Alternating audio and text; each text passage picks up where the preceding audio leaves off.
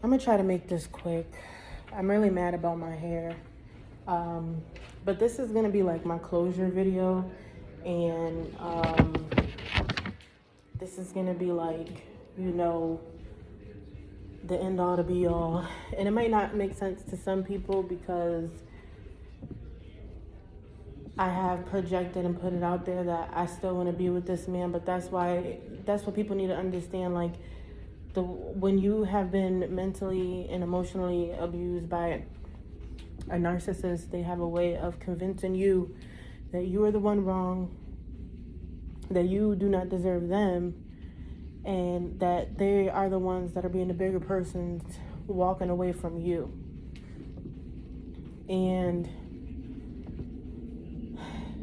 it has a way of making you feel like you're a piece of crap, like, like you've never done, anything for them. You could have helped them get health insurance, you could have helped them get an apartment, you could have helped them, secure certain things in their lives.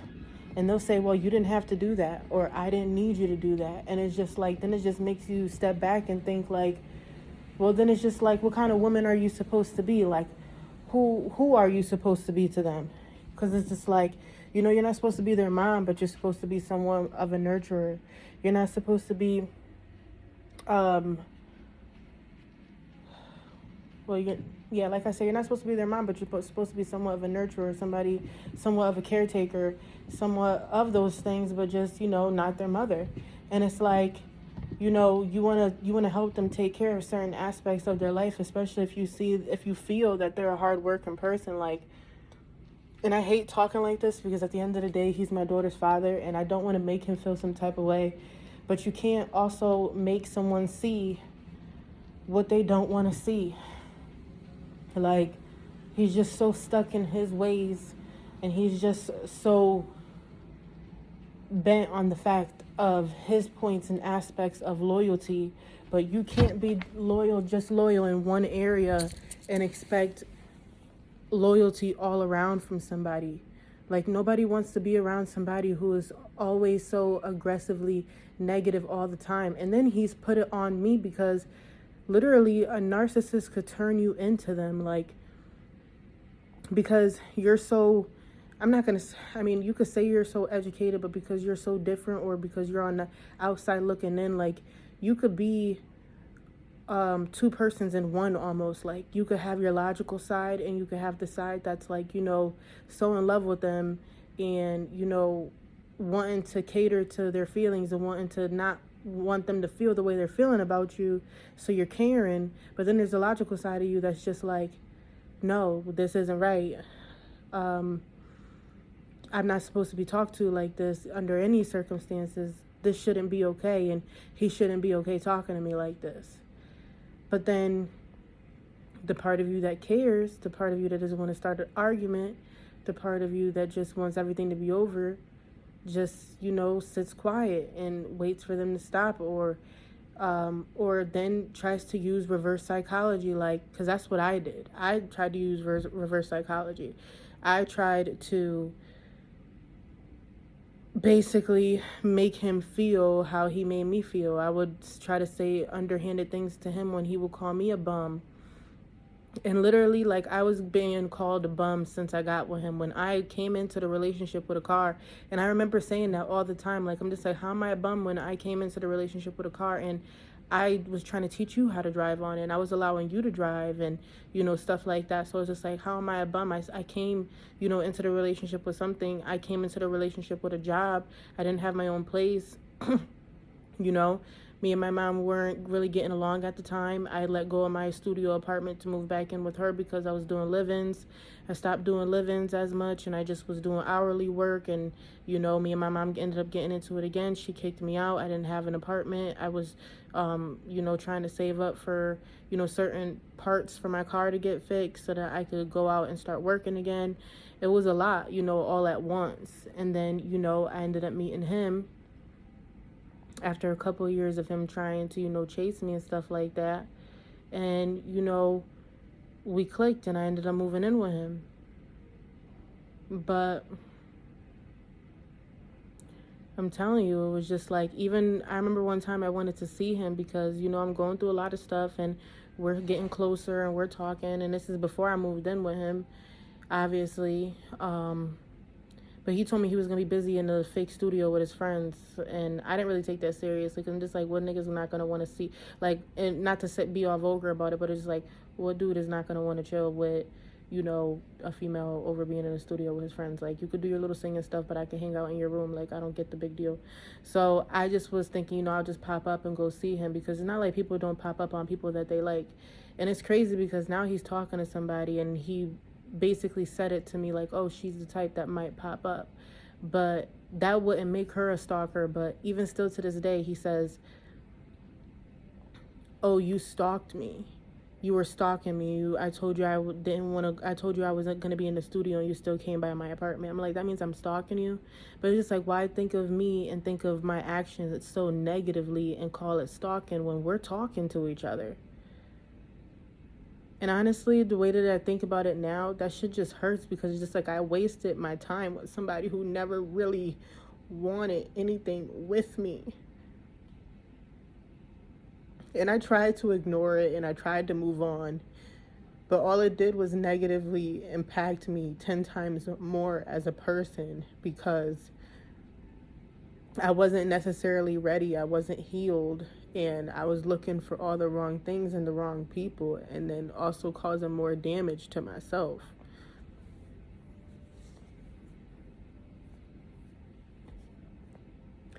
So, again, it's just little comments, stuff like that. And now recently he said that he was joking because his daughter's beautiful and blah, blah, blah. But it's just like, for somebody who openly told you, that they have, insecurities about their teeth, and their sisters used to make fun of their teeth. And even, when you're playing around with your boyfriend and stuff like that, he says something about your teeth, and even though you're joking, if that's something that you always had, some type of insecurity about,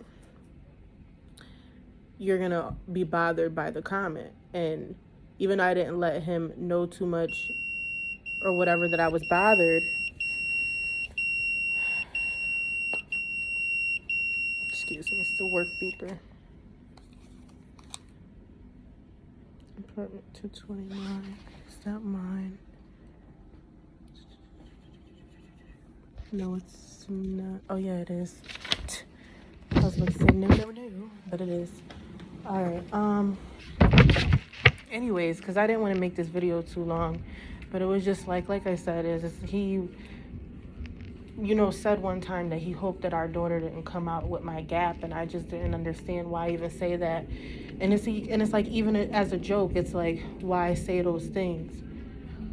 But again, he's called me, a bum since we met each other, and it's basically based off of the fact that, he's, bought me clothes. He's had to help me do certain things. So, he had to, do certain things. But the fact is that he never even had to.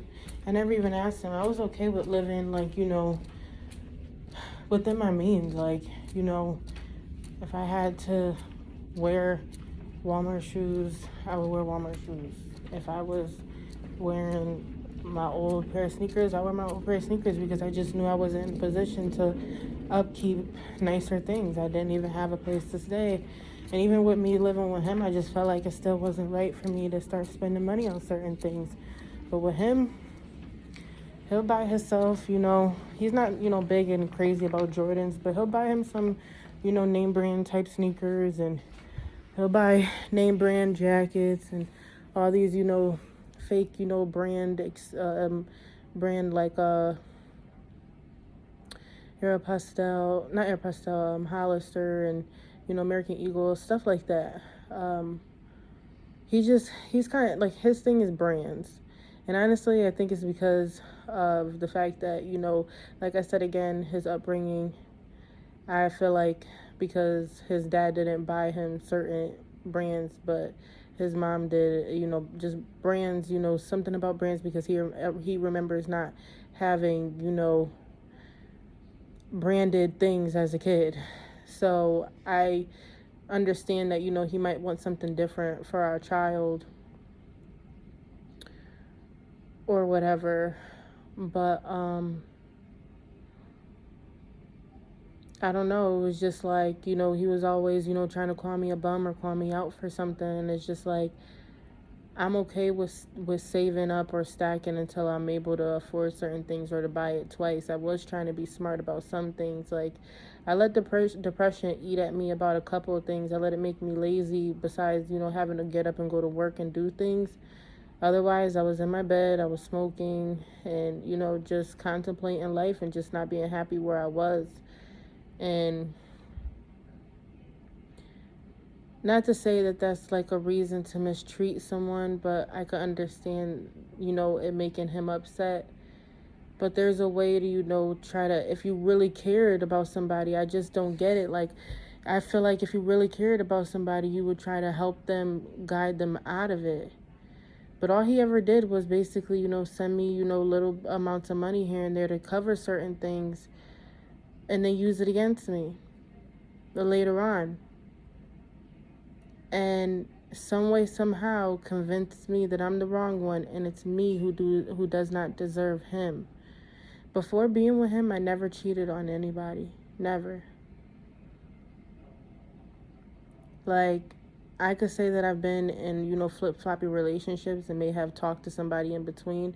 But that's just because, like, a lot of people try to make rules and double standards for certain people. But if we're dating supposedly, but we're going days without talking to each other and you're doing you and I know that you are, I think that I should be able to go talk to somebody or go chill with somebody if I wanted to. So, I was doing a little bit of that, but I never, was in a full-on relationship in love with a dude and then cheated on him.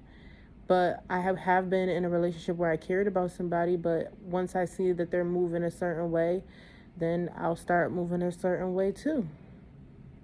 And then, we're just both moving a certain way. But it's like, and I've always been that way, like, because when I'm about a dude, I'm die hard about my dude. So if I see that you're not giving me the same energy, then I start looking for the attention elsewhere, because I really do feel like I'm a good person and I'm a good woman. Like, if you treat me right, I'm gonna treat you 10 times better. Like, if a dude came into my life and helped put me in a better position than what I am now, and I have $10,000, $20,000 in my bank account, like, a good portion of that money is his. Like, I don't care to send that, especially if it's going to come back to me in abundance. And it doesn't even have to come back to me through him. But the fact is that someone blesses you, you bless them back. And if somebody's a blessing to your life, you try to be a blessing to theirs. And I tried to be a blessing to his life. I tried to come in and, help him get health insurance and help him get food stamps and, figure certain things out that I needed help figuring out when I first left my mom's house. I had to do all that shit myself. On top of going to school to get my CNA, on top of working at the mall 2 dead-end jobs and not really able to afford my rent, so having to drop out of school with only my HHA to do live-ins, to only never see my apartment, to move into my mom's house, to then meeting him again, to then moving into his house, to then 3 months later getting pregnant. And we planned our daughter, because it's just like, I just felt like, he was my soulmate. We were going to rise above this struggle that we're both going through together. We're both in the same playing field right now, but he, told me he had, dreams of wanting to build computers and, a dream car. So I'm just like, we both got dreams. Let's do this stuff together. We are a team. So my car became his car. And I was like, you could take it. You could learn how to drive. You could do stuff, whatever. But it's just like, I still get told I'm not good enough. I still got told I'm a bum. I still got told that I don't need you, you need me. I still got told nobody's gonna want you. I still got told, crazy things. And it's like, what else was I supposed to do? Not want to leave? So I did want to leave, and I tried. And all I did was get threatened day after day to come back, or else this, I'm gonna get you beat up, I'm gonna get a gun, all this crazy stuff. And I came back, and I would either I even lost jobs. Because he would not want to watch the baby, knowing I would have to go to work, thinking I was gonna go chill with some dudes, so he would not take the baby for me to go to work, and I would lose jobs behind it. Like, it's just stuff like that. And then it's just like, Serena, if that's the case, then why do you want to be with somebody like that?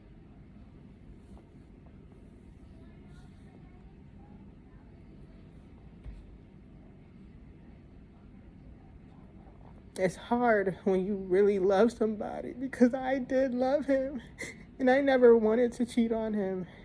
And I never wanted him to view me as the person that he views me as. And that hurts. It hurts because I didn't want a family like this. Like, I get, and especially with him growing up the way that he grew up with DCF and stuff like that, you would think that that having a baby would make him step up to want to get a better job and want to put in extra hours, to want to have, a strong family unit and be that strong family man that the family unit needs.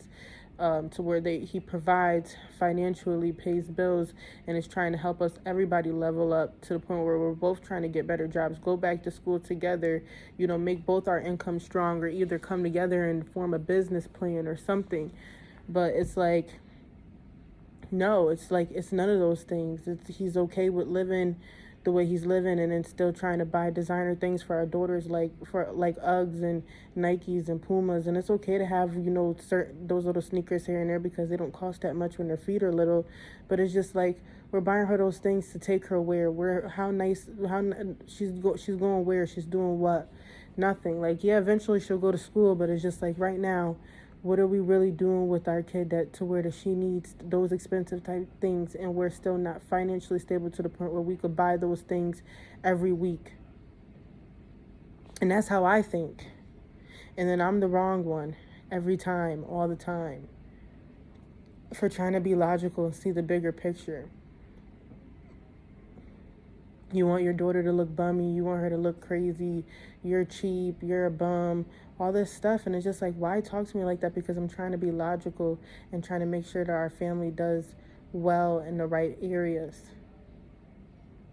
And then I'm called a deadbeat mom because I'm at work all the time. Like, right now, where am I making this video? I'm in Brandywine Assisted Living. And I'm going to be here all week working 75 to 82 hours, because I'm going to try to pick up one more shift if I can. Because I got some really big bills I got to pay next week, and I'm trying to get certain things really, down packed and situated for me and my daughter within the next couple of weeks. And that's going to take a lot of hard work. It's going to take a lot of hours. But it's just like, one parent has to work like a dog in this day and age, especially with this infiltration going on. But I'm still getting called a deadbeat mom and a bum.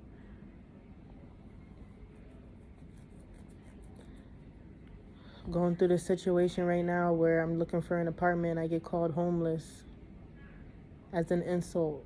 But he's a good man and he's a good person. I'm crazy because I'm expressing all my emotions on social media because I'm tired of being ignored by the person that hurt me.